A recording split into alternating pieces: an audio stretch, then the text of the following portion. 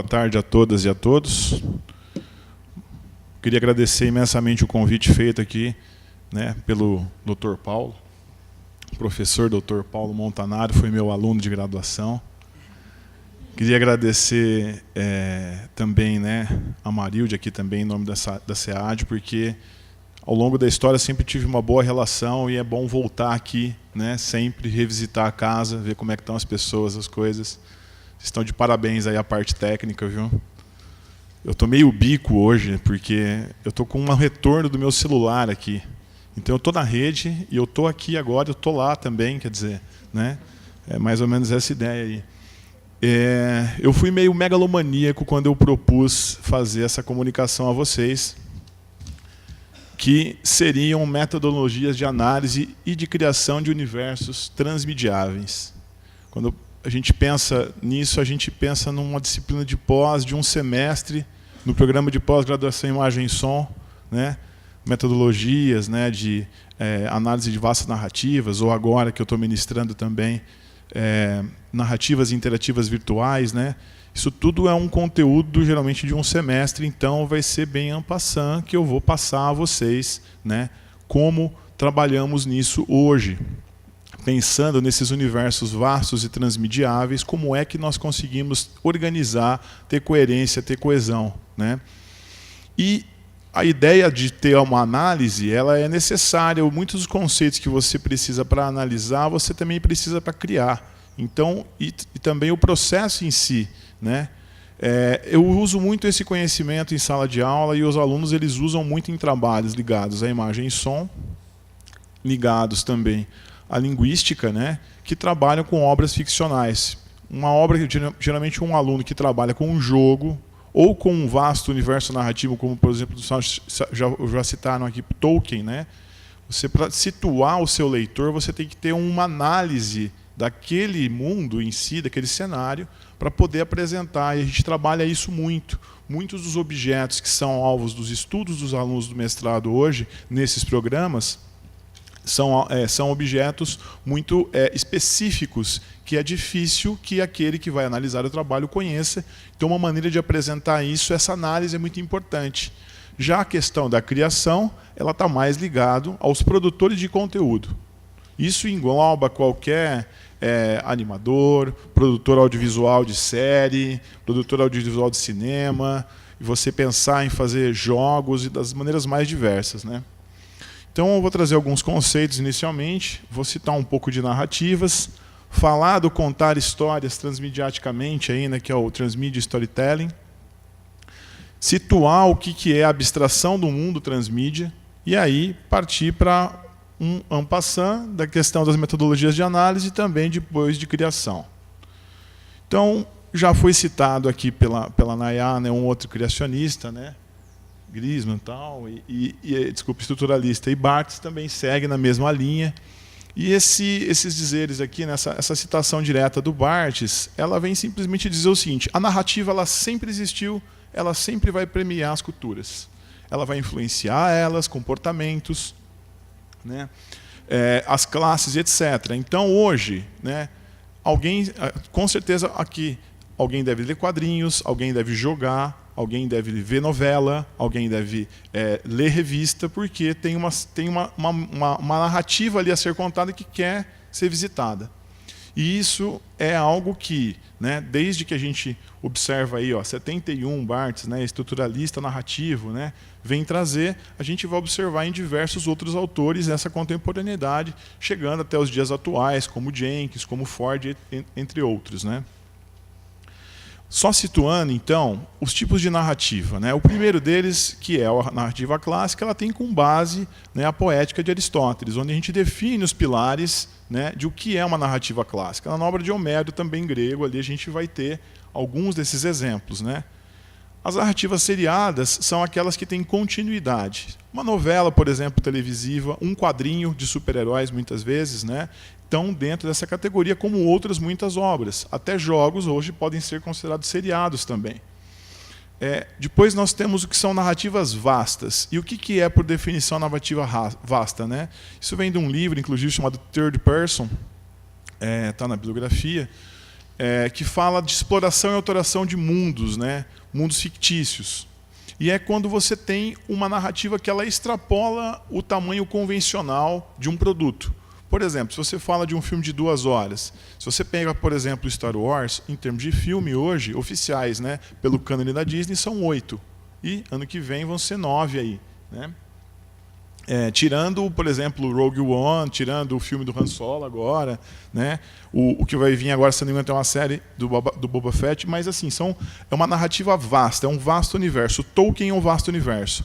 Harry Potter até, por exemplo, antes, né, dessa nova dos Animais Fantásticos, questionava-se se era seriada ou vasta, mas agora ganhou um outro aspecto nesse sentido.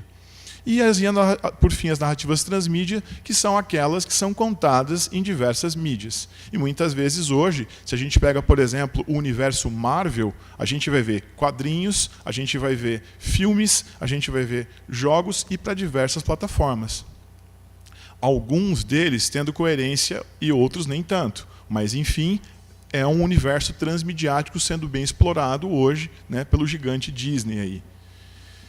E importante citar também, né, que contar histórias tornou-se uma ferramenta cada vez mais importante para facilitar as mudanças nas pessoas e nas culturas. Isso que é uma coisa que uma obra de um livro, às vezes, ele pode mudar. Hoje nem tanto, mas antigamente a gente escutava, pelo menos até os anos 90, poxa, um livro realmente mudou essa geração, a maneira de pensar, esse pensamento veio ali, né? E hoje o que se tenta fazer, né, não é mais quase, infelizmente. Eu também sou um eterno defensor da questão, né, da linguagem, porque é ela que nos garante, né? A gente lida, por exemplo, na própria pós, né, com universos tão vastos, tão grandes de diversas mídias, mas a hora que você vai fundamentar ele, você vai fazer uma análise e vai produzir o quê? Um texto. E através do texto é que você vai estruturar o seu universo ficcional. Você não sabe escrever, você não sabe ler, você não consegue estruturar. Então isso é algo muito importante, eu acho, né, uma fala retomada aqui na mesa. Também, né, enquanto papel de mídia, né, e suas narrativas na formação de opinião pública e dos valores sociais tem sido amplamente estudado. Tem 2 citações de trabalhos grandes, aí, grandes papers aí, né, de periódicos famosos para fundamentar essas observações.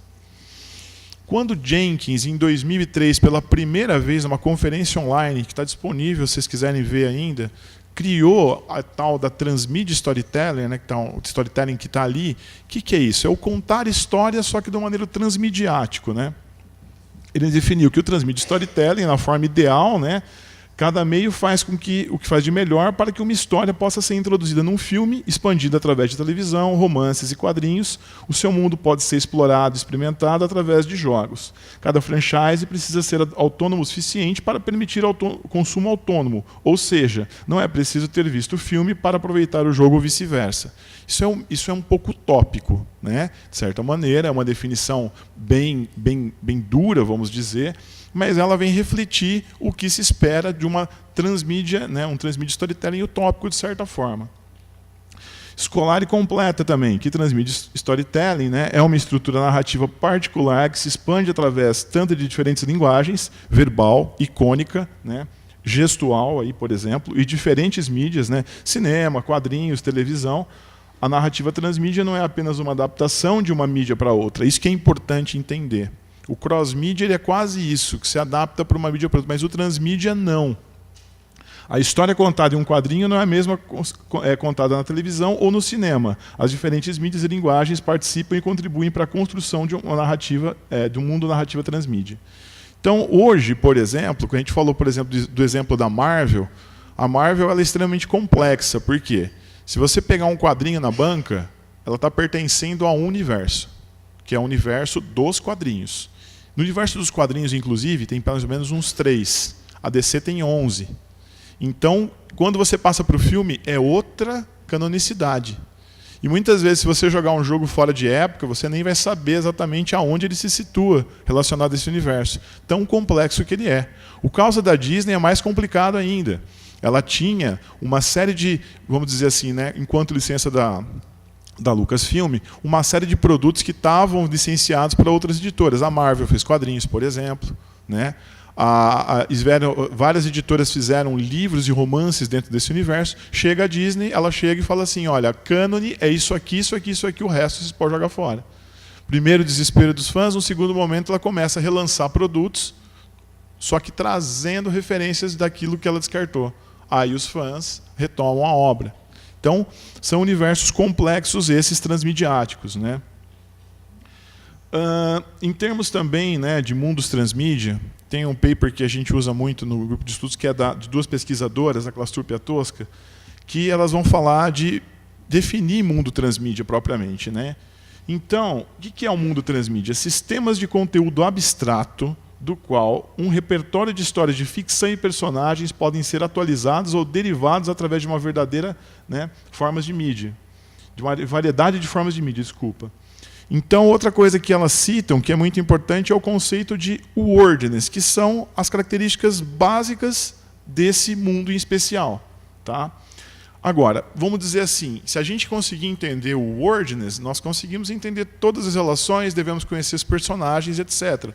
Então, de certa maneira, o que nós temos quando analisando uma obra é tentar fazer com que a gente mapeie esse wordness, que são essas características próprias desse universo em especial. Né? A ideia, né, de wordness se origina a partir da primeira versão de um mundo apresentado. Isso é importante falar. Um mundo, geralmente, né, como a gente apresenta, ele está em constante evolução. Então, ele é um retrato daquele momento. Se você passar por um processo, né, ali de desenvolvimento narrativo para alguma mídia, seja ela um jogo, seja uma animação, aquela narrativa ela vai ter um impacto dentro desse universo e ele vai ser modificado. Ou seja, se você tivesse como imaginando, né, esse wordness, como a gente pode pensar hoje, de certa maneira, como é a estrutura de uma wiki, que a gente tem, quando pega determinado assunto, quem é fã conhece. Você pega lá Star Wars, vai para a Wikipedia, né, lá visitar todos os dados que você quer saber. Você vai procurar um nome lá, ele vai vir, inclusive, o seguinte, o cânone dele, se ele é do universo cânone da Disney ou se é do universo Legends, que é aquele anterior, quando ela descontinuou. Se você, por exemplo, pegar qualquer universo dos quadrinhos, né, as editoras, aí, Marvel, DC, você vai encontrar também essa ideia, e é um universo que está em constante evolução, é como um ser vivo. Você faz retratos dele em determinados momentos, mas ele está sempre, cada vez que chega uma revista na banca ou é publicado online, aquele universo sofre uma modificação. Opa, acho que eu quebrei o brinquedo. Vamos ver, voltei. Opa! Bom... leitores que interagem com o mundo transmídia, né, em qualquer uma das atualizações, como, por exemplo, a série, o filme ou um jogo de universo ficcional, podem reconhecer o mundo pelas características abstratas. E esses leitores podem perceber se uma história em uma mídia está em acordo com o universo que ela faz parte ou não. Essa que é a grande vantagem de você ter múltiplas mídias explorando o universo ficcional determinado. E aí a gente vai falar agora, rapidamente, das metodologias de análise, né? Então, olha, primeira coisa, por que é importante fazer esse mapeamento, né? Através dele, a gente vai compilar um texto. Aí, ó, foi o que eu falei antes, é um texto que, no final das contas, define inicialmente aquilo, que contém a descrição do wordness na narrativa analisada. Primeiro que você tem que fazer, análise, tipo uma revisão, só que é uma análise sistemática do wordness. O que é isso? Né?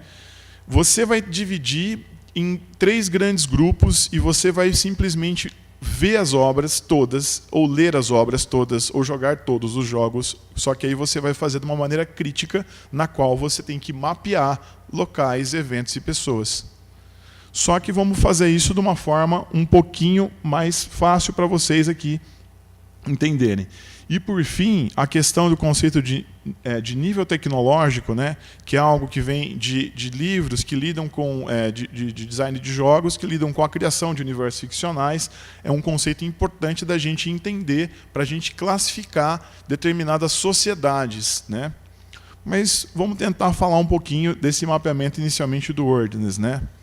A Klastrup e a Tosca, elas definem o wordness em 3 grandes grupos, né, de informações, sendo a primeira delas o topos. O que é ele? Classifica o estabelecimento do mundo num período histórico específico, seus povos, seus costumes, detalhes e espaços da geografia. Então é como se fosse o cenário que você está analisando mesmo, o mundo. Como que é a vegetação, a fauna, a flora, qual que é o clima desse lugar, né? Aí ele fala até como exemplo, no mundo futurista, tecnologias ambientadas em um planeta desértico. No mundo medieval, com elementos de fantasia, com uma natureza selvagem, né?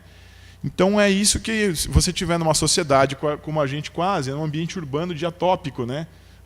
Só não usam armas laser, mas talvez seja uma questão de tempo, né? Mas enfim, a gente tem essas características que são intrínsecas dos cenários em relação à sua geografia, ao seu espaço físico. Pode até, né, que não seja até espaço físico. Determinados universos possuem dimensões ou planos de existência que são diferenciados nesse sentido, mas é mapear essas informações. A segunda é em relação ao ethos. É muito importante, né, a composição do ethos no Ordinance.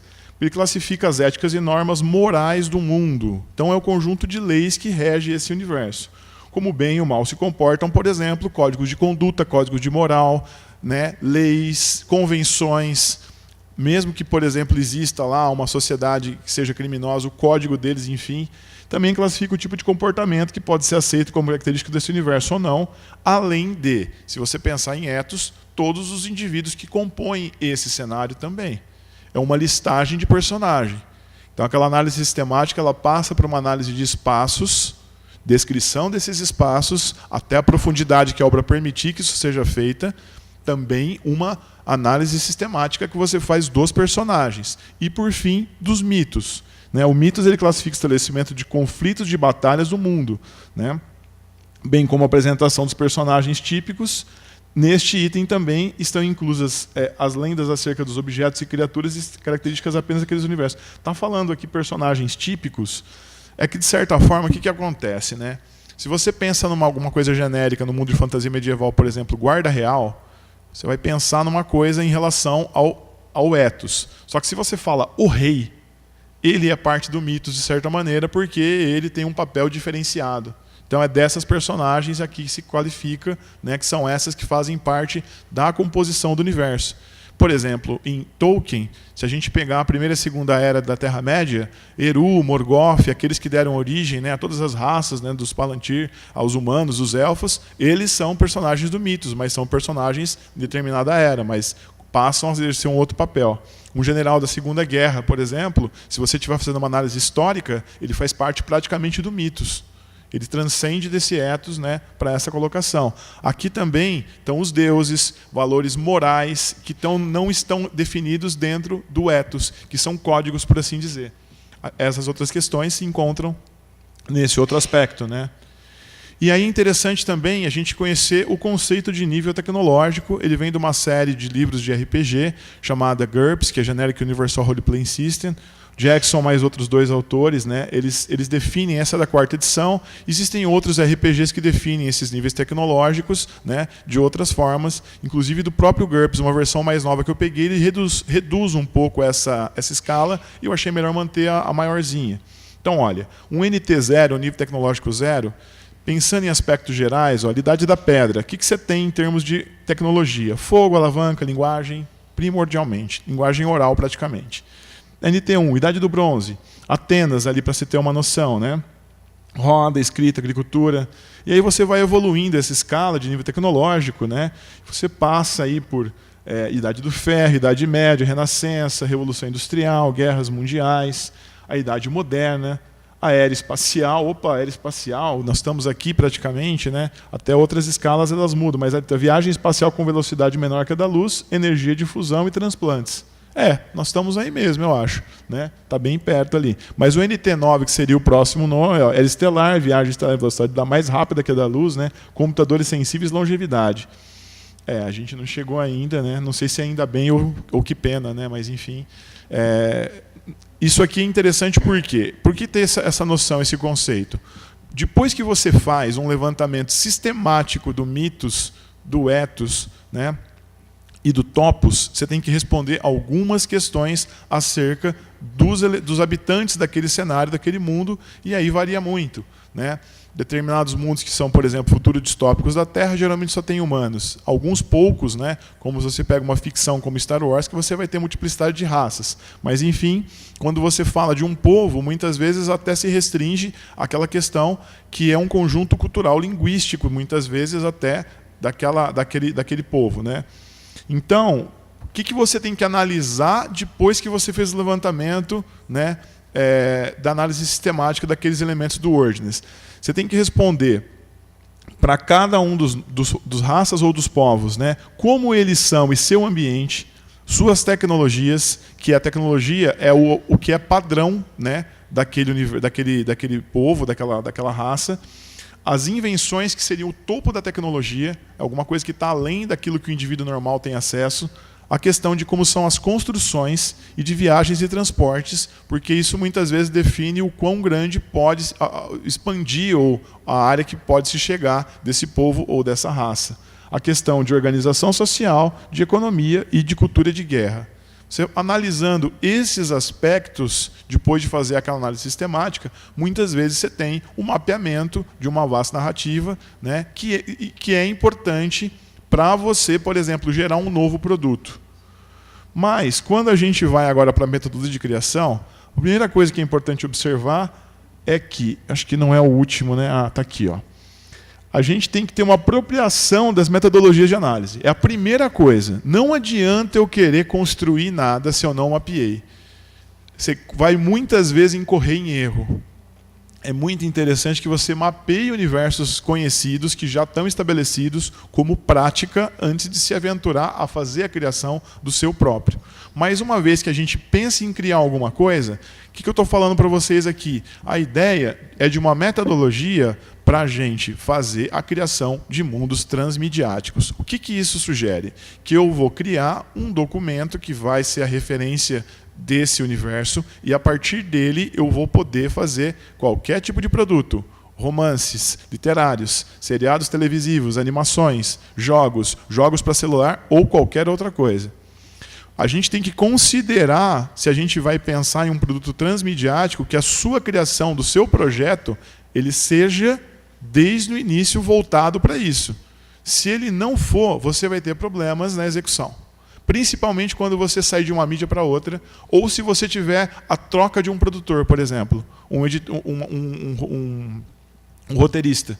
Você tem o universo e você vai trocar o roteirista. Às vezes você pode ter problemas seríssimos se você não observa esses passos, né, de criação. Então, o primeiro ponto realmente é a apropriação das metodologias de análise. Porque você vai construir, a gente fala, né, antigamente os jogos eram mais simples, você tinha só o Game Document Design, o GDD. Você fazia um GDD do seu jogo. Os jogos hoje estão tão complexos e, de repente, determinados universos tão complexos que hoje você tem que fazer o Story World Document. É ele que vai definir a identidade da narrativa do seu mundo.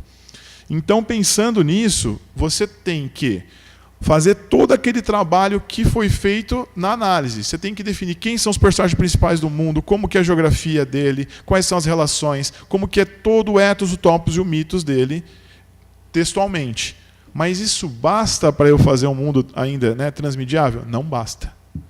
Porque o problema, muitas vezes, é que você não tem uma exata noção de cada personagem, de exatamente como que ele interagindo com o outro num conflito, seja ele físico, mental, mágico, com a força, o que vocês imaginarem, como vão ser essas reações. Então, para isso, a gente precisa de uma outra coisa. Por fim, ainda, olha, a apropriação das metodologias de análise, criação da história do mundo ficcional, muitas vezes é feita através do texto literário, quando você faz a sua primeira versão. Claro que depois ele passa a ser um organismo vivo, como eu citei, e sofrer novas renovações, novas inserções, né? Mas é a partir, geralmente, de um texto e a necessidade de sistematização de uma cronologia. Se você também só fizer as análises, né, fizer a história e não tiver essa cronologia, muitas vezes, para você pensar em narrativas dentro desse universo, é um pouco complicado. A cronologia auxilia muito para você fazer a procura, né? E quais são os desafios dessa criação? Bom, produtos transmediáticos. Outra coisa que é um desafio, produção coletiva. Não é fácil você pensar em autoração, e hoje a gente podia só fazer uma apresentação das questões autorais acerca de produções coletivas, e isso aí é um fórum que eu não vou entrar, né? Não tenho tempo para isso, para poder abordar. Muitas vezes de se manter a coerência narrativa através das atualizações e também sua canonicidade. Então, o que precisa para a gente pensar em um story word, né? Além do story word, por assim dizer, que você tem que vincular, é o quê? É um sistema de RPG. Por que você tem que fazer isso? Se você vincular um sistema de RPG ao story word, você vai ter, primeiro, a parametrização dos limites dos personagens e das interações entre eles. Se você vai produzir uma obra literária que há um conflito de A com B ali, seja ele político, estratégico, seja ele físico, simplesmente num combate de espada ou num duelo de armas, o que for, você tem condições de prever probabilidades estatísticas e de saber quais seriam os resultados padrões.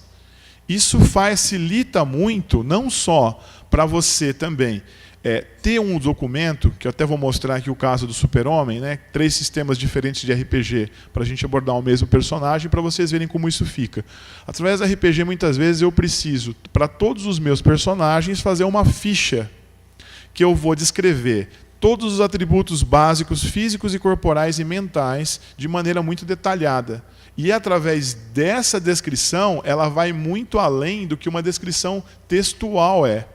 Por quê? Você está simplesmente dando parâmetros para que, em determinado sistema de regras, esse personagem tenha interação. A partir daí, você pensar em fazer um jogo também fica muito mais fácil. Porque muitas vezes, até determinados valores, né, determinados atributos, são dados por números. E isso, pensando do ponto de vista de programação, é muito facilitador você ter essa estrutura já mapeada, pronta, com essa base, para poder migrar. E também facilidade para a criação de produtos interativos, justamente por essa natureza. Se você parametriza aquilo, né, de uma forma que você vai ter uma facilidade para gerar jogos, seja ele para qual plataforma for, né, seja para, por exemplo, fazer alguma coisa interativa em realidade virtual, também é permitido, de maneira muito mais tranquila do que você pensar numa estrutura apenas textual para resguardar a sua identidade, né, do seu wordness, do seu universo. Então aqui, né, o que é o sistema de regras, né, explicando para vocês o sistema de regras de RPG, como é que ele funciona, né? Bom, é um elemento teórico utilizado para descrever todos os elementos que constituem o jogo e a forma como se relacionam entre si. Então, por exemplo, o RPG mais famoso, que eu acho que todo mundo deve ouvir falar, é o Dungeons and Dragons, né? Calabouços e Dragões, o D&D, famosíssimo, desde a década de 70. Ele é um mundo que, basicamente, a gente tem retratado num produto, inclusive transmediático, que é aqui no Brasil conhecido como Caverna do Dragão. Não sei se vocês se lembram da Caverna do Dragão, é Dungeons and Dragons em inglês, que é o RPG, é aquele universo que você tem lá com muitas raças, etc. Se você pegar aquele RPG em especial, ele é ótimo para conflitos físicos, né? Se você tem lutas, por exemplo, entre personagens e outras bestas, quaisquer, poxa, tá tudo lá naquele sistema. Então, se você, por exemplo, pensa em fazer um universo de fantasia medieval, esse sistema pode ser adequado. Se o seu universo é épico, se ele tem essa característica como o D&D, perfeito, lindo, ele pode se encaixar, né? E através do sistema de regra também é possível realizar a construção de personagens, armas, armaduras, artes marciais, magia, psiquismo, superpoderes e tecnologias. Então, aqui no caso, eu tenho algumas fichas de personagem. A primeira é muito simplificada, que é do DC Heroes. Nós temos ali o Superman, né? Esse sistema chamado não me lembro agora, é o BASM, é o Basic, acho que é esse aí mesmo, da Mayfair. Ele funciona assim, olha. Primeiro, ele é um sistema de regras voltado para histórias com super seres. Fazer histórias com seres humanos não é o forte dele. O negócio dele é jogar a Liga da Justiça para brigar com os Vingadores, botar o personagem para jogar Dragon Ball Z, sabe? E um enfrentar o outro, destruir o universo, alguma coisa nesse sentido. Por quê? Primeiro, a escala dele é uma escala que cada um dos atributos, você tem o attribute point, que é a unidade básica, e ela é em escala logarítmica. Então, é potências. O 2 é o dobro de 1, o 3 é o dobro de 2, que é o quádruplo de 1, e assim por diante. Então, quando você pega, por exemplo, a força do Super-Homem ali 25, eu acho que a força do Batman é 6, só para vocês terem uma ideia nesse sistema. Está representado ali. O interessante desse sistema é que ele usa uma tríade, né, que é essa da destreza, que vocês estão vendo ali, força na sequência que é o Strange, né, e o body ali, que é o final. É como se fosse agilidade física, força física e ponto de vida do físico. Na sequência, inteligência, vontade e mente. É o que seria inteligência, agilidade mental. A vontade, a força mental. E a mente, a resistência, como se fosse a mente. E por fim, ali embaixo, que é influência, aura e espírito, é a mesma coisa para magia. Então é um sistema que ele funciona muito bem para retratar super seres. Ali embaixo vocês veem os listados, né? Poderes, habilidades, vantagens, né? Desvantagens. Do lado nós temos um outro sistema, que é um sistema nacional, o Opera RPG, ou Reops também, como foi chamado em determinada época. E aí a gente tem uma outra montagem da ficha um pouco diferente. Só que se você for ver, quando você vê os atributos e tudo, muita coisa é comum. São maneiras diferentes de mostrar, na verdade, como o RPG pode trabalhar. E por fim, né, eu não conhecia e já estou encomendando o livro. Eu peguei uma ficha do Super-Homem, de um outro RPG, que é o DC Adventures, é um novo que saiu há pouco tempo. E justamente eu achei o sistema muito bom porque é extremamente detalhado. Essa ficha aqui do sistema. Aqui, por exemplo, é o único que, sem consultar nenhuma tabela, está descrito na ficha quanto exatamente o Superman carrega de máximo de peso. Questão que, por exemplo, né, pensando na canonicidade da DC, que aí você tem um momento que ela pré-crise das Infinitas Terras, né, antes de 86, o Super-Homem era o homem mais forte do mundo, ele chega a voltar ao planeta no filme do Super-Homem. Né? É um absurdo, ele chega a carregar transatlânticos nos quadrinhos. Quando ele, por exemplo, volta em determinado momento, você tem ali, depois dos anos 80, uma reformulação, uma recontagem de como é a origem dele, de Krypton e tudo mais, aí você tem um super-humano, mas não fica longe a força, essa força que está aqui é de 200 mil toneladas, que é a força que ele consegue carregar na idade adulta. Né? Nessa ficha está descrito, por exemplo, aqui. Eu acho que eu já estourei o tempo, né? Eu tinha mais material para passar, mas o que é mais relevante é até aqui. E, mais uma vez, agradeço a todos. Muito obrigado.